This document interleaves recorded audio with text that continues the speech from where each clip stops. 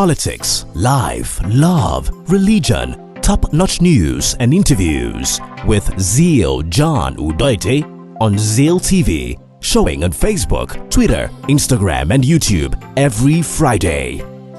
Powered by Rockland House TV. Welcome to Zeal TV Experience Season 2, that's the urban experience. Yes, it's where we talk about topical issues affecting our society and the world at large.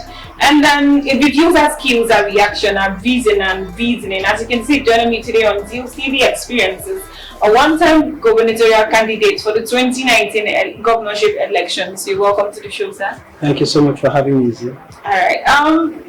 I hope you're good. You're looking good. You're looking smart. Thank you. And then let me also ask, how has the post-COVID-19 been with you? It's been interesting. As you can see, we are not having a lot of bad results here in Nigeria and in Africa. Okay. By the grace of God, we've been able to manage the situation. Okay. So it's been good. It's been good. Alright, today on Zeal TV Experience, we'll be considering a very important topic known as youthful engagement in politics and in governance. Recently, we've had a whole lot of youths being interested in the government of the day, on how things are being run in today's politics. And then we deem this topic very important and interesting because, I mean, back in the days where we have a whole lot of youths not being involved in politics and things that are happening both in governance and all that. So today we'll be talking about youthful engagement in politics and in governance. Mine? Actually, a few things come into my mind. Okay. Yeah, I think it's not a bad thing if the youth want to actually get into politics. But on the other hand, I don't think the leaders of today, of now, want to actually leave office for the youths. So in that note, I think if the youth actually want to take this politics thing very important, they should actually come together and do it collectively and work as a joint force. Because these rich, old people, they are still there, they have a lot of money and resources, and they can be there forever if they want to, if there's time for them. So I think the youths getting involved in politics is not a bad thing, but they should actually work like double effort if they really want to get it. Yeah, thanks. And I really need to ask you, when you hear people talk about youthful engagement in politics, what comes to your mind? Yeah, I think the first thing that comes to mind is the fact that we have a lot of presence of young people in position of power and at the decision-making table. That's what makes a difference. Because, I mean, politically as it is, you have a lot of young people there, but as essays and peers. Okay. So really, at cabinet level, we don't have a lot of young people's presence.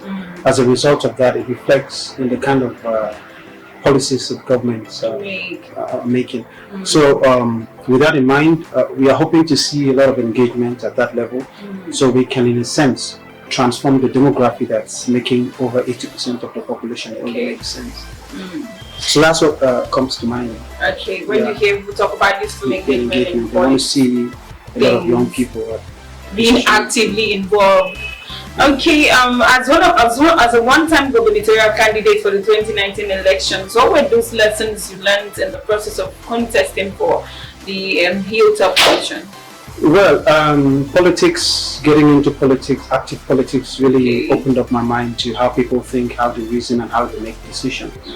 And one of the things I learned quickly was that people they might say one thing and do another. And then mean another thing. And again, it's very hard to find people that would stay in one position when they're not economically strong. Okay. So it's easy to use money to sway people to do things differently. But then again, there's also this threat of physical power, where a lot of young people are used as tools by people that have money and power to change the political narrative. Talking about quality furniture means talking about unique furniture, royal and antique beds, exquisite office furniture, office desk, executive office chair, bookshelf, workstation, conference table, office sofa, royal sofa for living room, stylish leisure chairs, leather and fabric living room settee, royal dining set, marble and wooden dining set, television stand, All these and more are yours for the picking at Unique Furniture, 166 Around Road, Akam State, or number 4 Main Avenue Extension, Calabar, Cross River State. For further inquiries, send us an email at uniquefurniturelimited@gmail.com, all one word, or on Facebook and Instagram with the handle Unique Furniture Company, or on Twitter with the handle Unique Furniture 8. You can also call 0814-511-0511 and 0809-881-8111. Unique Furniture, molding gold out of wood. In any way or form that you feel like doing. So I learned a lot in that regard, and I also learned it's good for someone getting into politics to start early, especially if you're fighting against a system that's structured or an incumbent system. Okay. So it's been a lot of lessons, good lessons and bad lessons. Ones. But then I guess because many of these lessons are things we had already made up our minds to come in and change. Okay. It makes us want to do more. All right, now we're running for the gubernatorial elections in 2019. What were those stones you left unturned, things you didn't do, and then you wish, oh, I would have done this? Yes, I think I didn't engage enough in terms of going from community to community, not local government to local government. And going from community to community to really, yes, see things for myself and really know what the challenges are. But the little I did at the time, I realized that what we read and hear about what's happening in the rural areas sometimes are probably worse. Okay. They need more government presence, they need more support.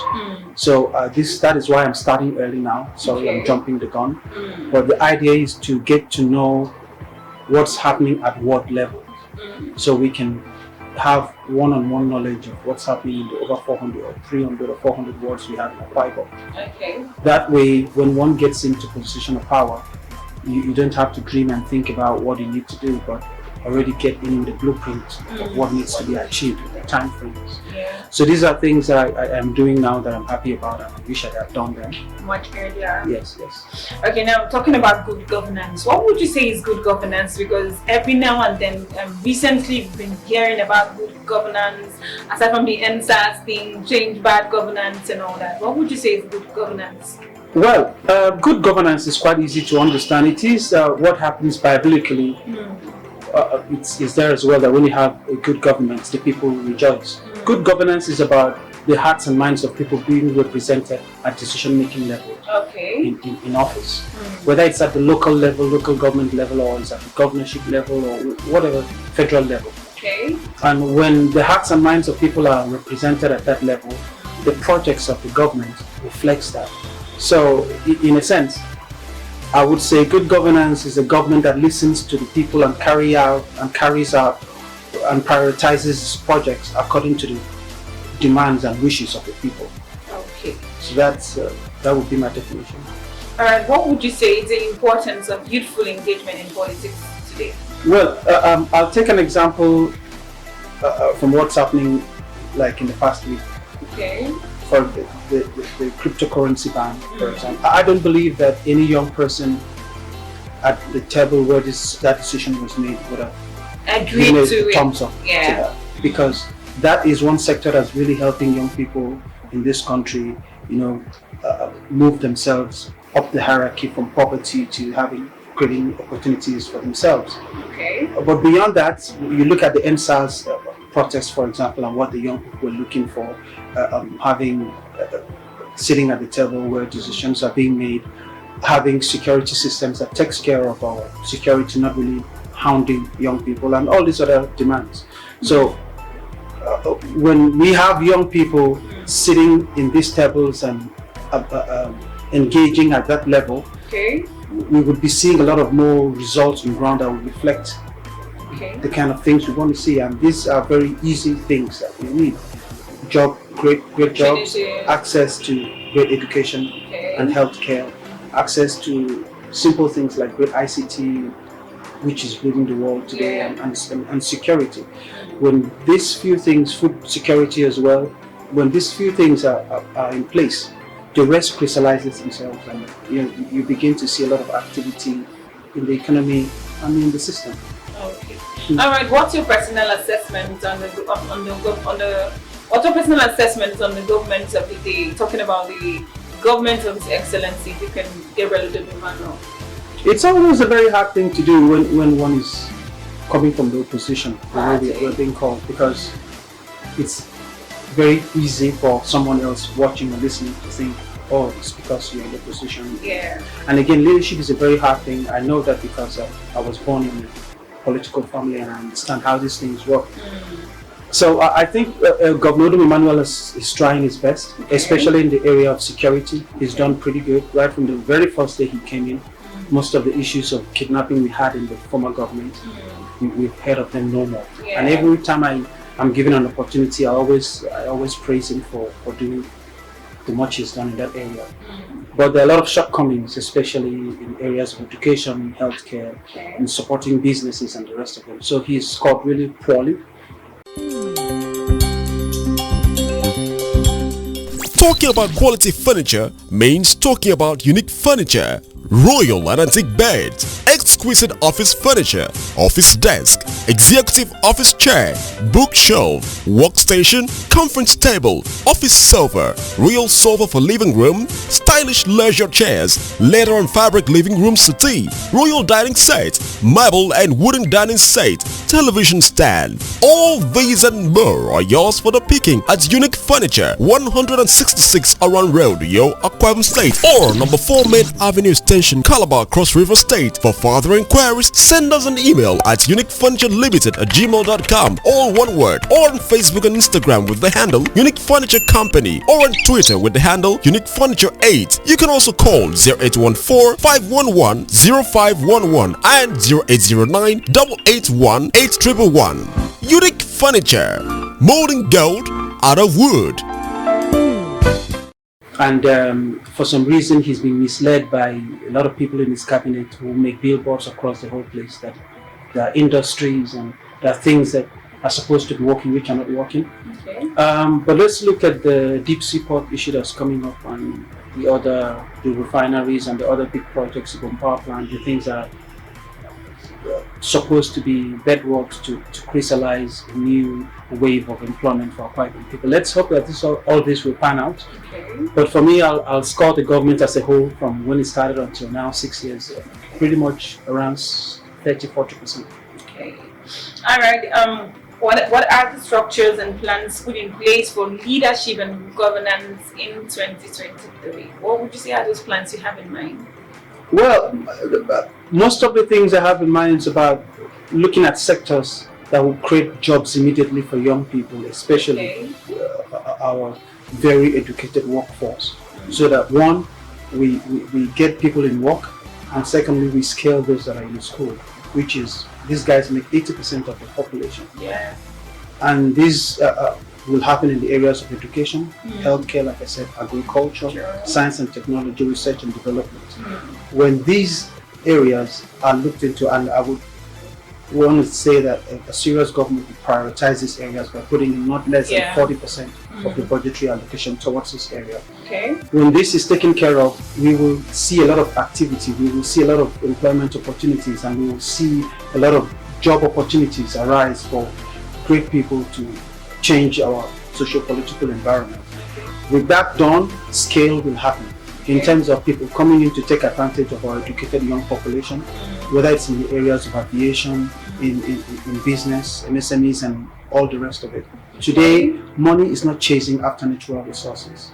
It's chasing after intellectual resources, people resources. So when our people are internationally educated, internationally scaled to world standards, we will be attracting funding, we'll be attracting businesses and investors. So these are plans that I have in mind that I believe we should do in no time, because the opportunities are there immensely. I mean, there's so much money looking at, when you look at the tech sector, for example, we can power West Africa from a private state. Yeah, sure. You look at the energy sector, I mean, the battery sector, rechargeable battery sector is an $800 billion sector in the next 15 years or 20 years. And everything used in making rechargeable batteries can be mined in Africa. Wow. Yes, the major component can be mined in Congo. It is easy to attract people like Tesla to come in here and make this key component that drives, whether it's vehicle, solar panels, energy, whatever it is, wind energy, they all depend on rechargeable batteries. So there are so many things we can do to position the state globally, not just for Africa. And these are plans I have in mind by the grace of God. Okay. All right. Would you say that the Akam youth is actually ready, politically ready for 2023? Oh yeah. Trust me. I've been around. I've listened to a lot of our young people, and people tend to think that our youths are angry and they are untrainable or they are not employable. This is not true. In the tech sector alone, when you go to Lagos, all the tech companies in the pipelines in Nigeria are run by pipelines. Whether it's MTN, Airtel, oil companies, Chevron, Shell, wherever you go, it's a pipeline people. When you go to Lagos and see what our sons and daughters are doing, I'm not talking about abroad. The vice president of Facebook is from Akam, bbnaijalockdown. The vice president of JP Morgan, the biggest bank in the world, is from Akam. The senior director in Tesla is from Akam. A senior director in British Defense is from the Kotikmane. These are people I know. I want to count companies that are #1 in the world where these guys are from Akam. So when we talk about young people in Akam, it gives me a different kind of vibe and energy. Because I know what we can do in this state when we engage our young people that are connected, not globally. So I believe Akam State is ready. I believe that young people in the Akam State are the people that will transform this state and country, and that the time is right for our young people to engage and participate in the political sector, especially in 2023. All right, that's very impressive. The fact that we have a whole lot of Akam minds out there who are making us proud. And there are different areas of specialty, fields of studies. All right, so are we expecting Mr. Iboro to out for the Hilltop Mountain from 2023? By the grace of God, if it is the will of God, that should happen. We will be seeing that. But of course, like I have been posting on my Facebook and telling people in different mediums, I look forward to putting myself forward in 2023 to run again for the office of the governor of Akam State. So that we can scale what we started and by the grace of God transform this state. And I call it the Lazarus Project. Alright, let me ask you, what does it mean, the Lazarus Project? Well, we are hoping to raise our communities from the dead because not a lot is happening in our communities. Things are lacking, especially in the areas of education, healthcare. Alright, talking about the Lazarus Project, I mean, I would want you to throw more light because I would want to know what it really means. Yeah, well, biblically, we know the story of Lazarus. So the Lazarus Project is about raising our communities from the dead in the sense where a lot of things are not happening, especially in the areas of healthcare, education, access to food security, ICT, and the rest of it. The idea of good governance is getting the benefits of government directly to the people in the rural areas.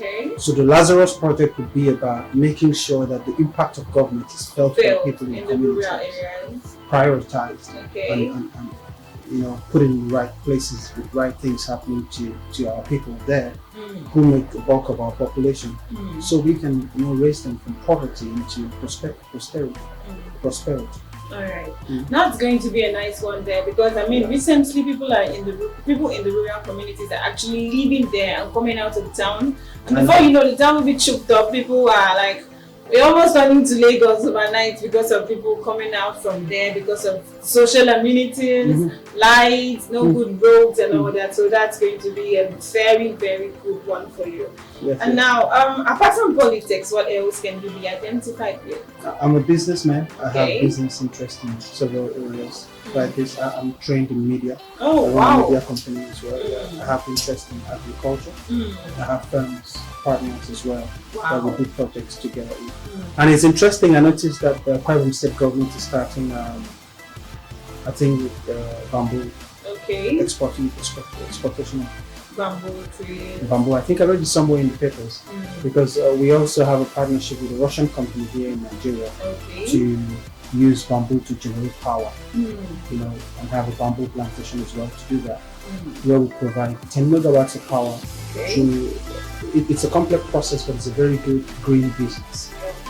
So it's interesting if the private state government can go ahead with the plan, even though going through it and having done extensive research in bamboo over the past 20 years, I know that in Akwa Ibom State we don't have commercial bamboo at all. Okay. We only have commercial bamboo in Cross River State, in Benue, and a couple of other states, but not in Akwa Ibom. But we'll see how that goes. Alright, when you hear people talk about the Dakada philosophy of His Excellency, Deacon Gabriel Emmanuel, what comes to your mind? I wouldn't know. I only know about Dakada through what the Onuks are doing in the hub. There's a tech hub somewhere. Okay. But the impact, I measure whatever I hear by impact on the ground. Yeah. Permit me to ask you, what's your personal assessment on the Dakada philosophy of His Excellency, Deacon Gabriel Emmanuel? Well, apart from what I see on television and billboards, assessing the impact on ground is quite difficult for us on the outside, because it's hard to have the MDAs, ministries, departments, and agencies to open up and show us their books to have a look. So it's very hard to assess, and I'm very careful in words I use and say, oh, the government's not working or the government's working. I wish we could see more things on the ground. I wish we could see a lot of our young people being employed. We are right now at the highest rate of unemployment in the country, even though, funny enough, we have the highest allocation in the country as well, even the second highest.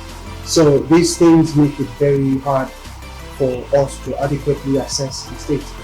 So if there's a way the government can use the rest of the 2 years it's got left to do a bit more work in creating employment for young people and making quite people enjoy and feel the impact of his government, it would be better off for him. Alright, that's been the size of our today's program on Zeal's TV Experience. We'll return next with bigger, better, and stronger.